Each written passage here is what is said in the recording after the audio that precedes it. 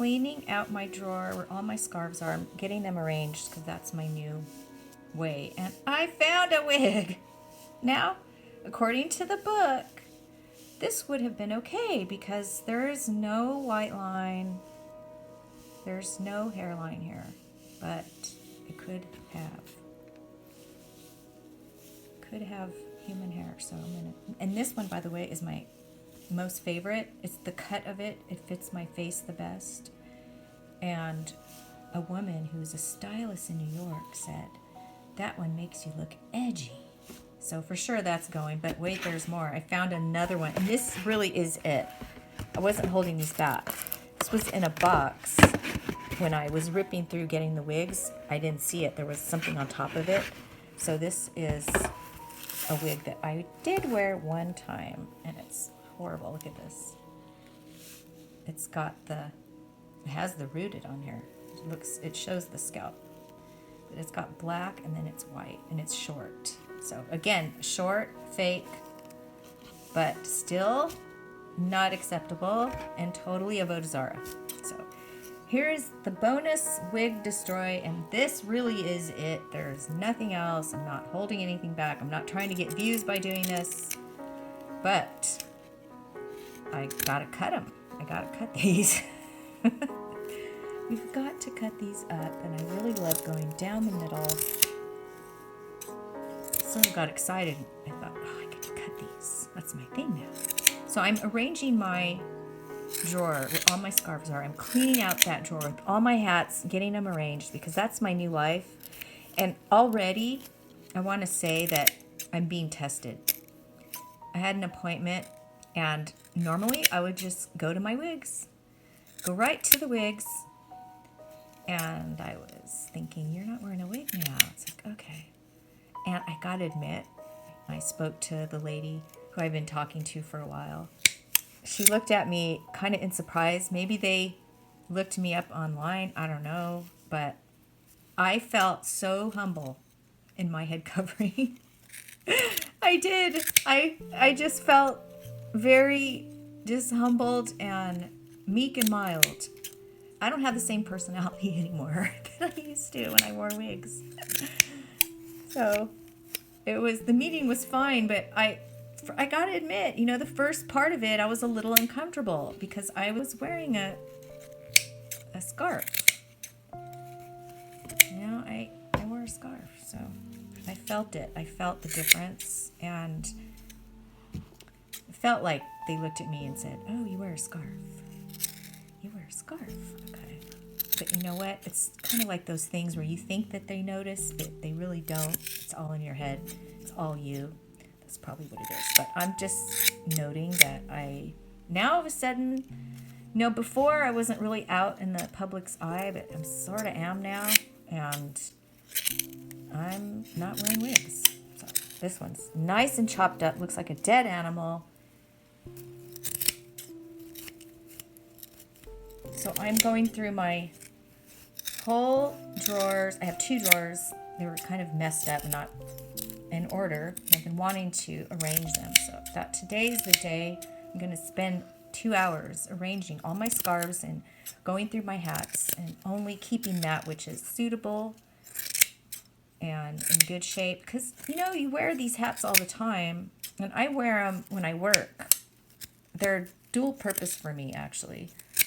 They're more comfortable. It's what I like to wear, and I have to have my head covered. In my factory, we do produce food sometimes, and that's the only time we have to have our heads covered. But I just keep my head covered all the time. And I used to buy these little hats for the employees to wear. So we're all wearing these little hats. They were cute. So let's get rid of this one. Let me start on the edgy wig. I was really getting into all those blonde wigs and the gray and all of the high fashion, horrible, avodah zarah, walking like an Egyptian, acting like Egypt, following the crowd. So not the Jewish way. Even though a lot of Jews do it, it's not the Jewish way. So here's the edgy short wig that my favorite. I actually had 2 of these. This one was probably worn out and I stopped wearing it.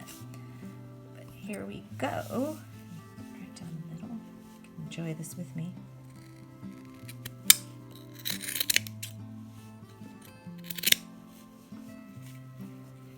Never to be worn again.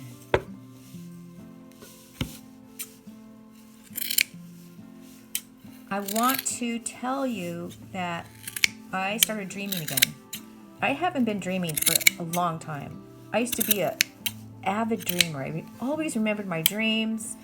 They were just really important to me. I know that all dreams don't mean something, but I would remember them and think about them and contemplate them, and I used to talk about my dreams a lot. Once I converted, I stopped dreaming so much. I'm not saying I never had dreams, but I wasn't dreaming so much. And I was dealing with a lot of headaches the last couple of years. So anyway, I didn't want to say anything because I didn't know if it was going to do anything, but my headaches have stopped. The ones I've been getting, they stopped. And I started dreaming again. I had one dream, it was really vivid, and I had another one, it was really vivid.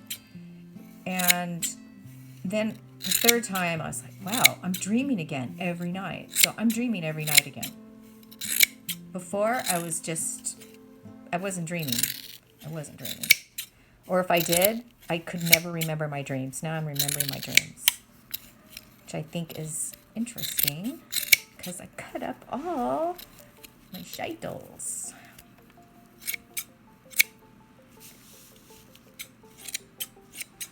And I really checked that drawer, and there is nothing. What happened was, the other wig was underneath a fur. It had some furs.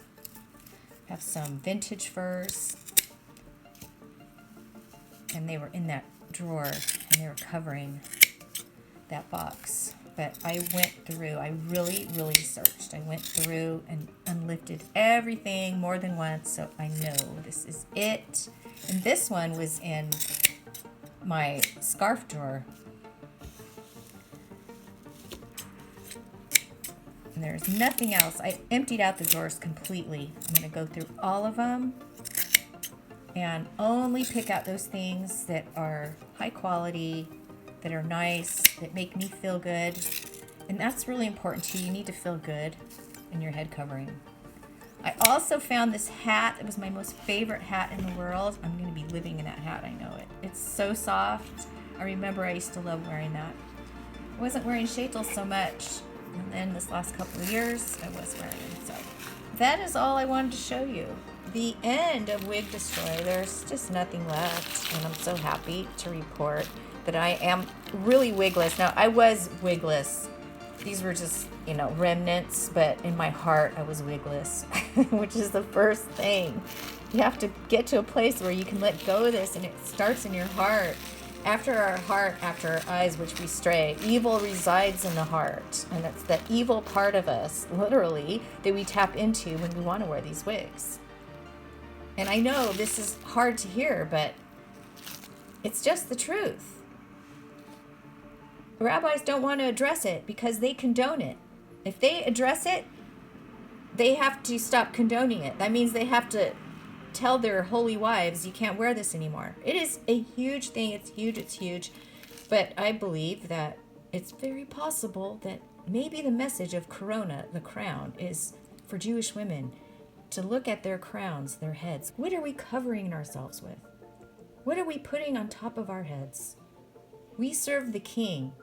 And what are we wearing? This is Rocklet Sephora with another wig hate message. It's coming from a place of love. I really feel if Klal Yisrael stopped wearing these wigs, something would shift in the heavenly realm. It's just not even a question.